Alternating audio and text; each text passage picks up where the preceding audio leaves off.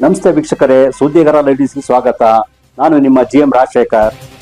ಚಿಕ್ಕಮಗಳೂರು ಜಿಲ್ಲೆಯ ಮೂಡಿಗೆರೆ ತಾಲೂಕಿನ Kelagur tea estate ಬಳಿ ಇಂದು ಮುಂಜಾನೆ ಭೀಕರ ರಸ್ತೆ ಅಪಘಾತ ಸಂಭವಿಸಿದ್ದು 12 ಚಕ್ರದ ಬೃಹತ್ ಸಿಮೆಂಟ್ ಲಾರಿ ಪ್ರಪಾತಕ್ಕೆ ಉರುಳಿದೆ.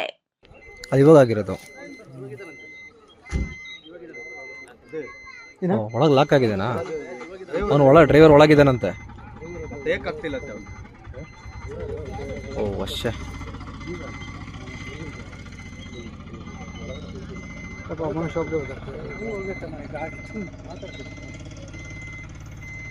ಟ್ರೈನ್ ಬಂದ್ರೆ ಸ್ವಲ್ಪ ಕೆಳದಿಂದ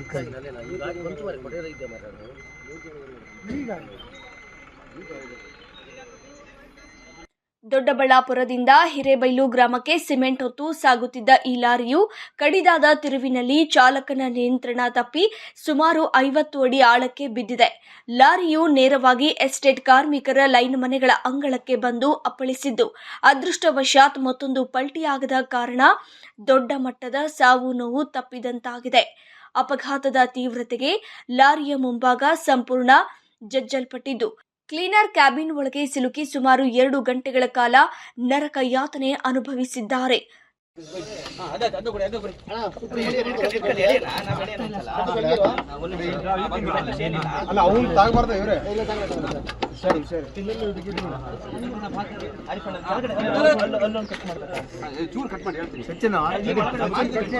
ಒಂಚೂರು ಜಾಗ ಬಿಡು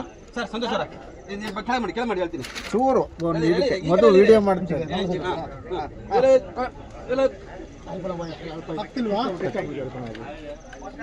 ಘಟನೆ ತಿಳಿದ ತಕ್ಷಣವೇ ಕಾರ್ಯಪ್ರವೃತ್ತರಾದ ಬಾಳೂರು ಪೊಲೀಸರು, ಅಗ್ನಿಶಾಮಕ ದಳದ ಸಿಬ್ಬಂದಿ ಹಾಗೂ ಸ್ಥಳೀಯರು ಸಾಹಸ ಸಮಯ ಕಾರ್ಯಾಚರಣೆ ನಡೆಸಿದ್ದಾರೆ.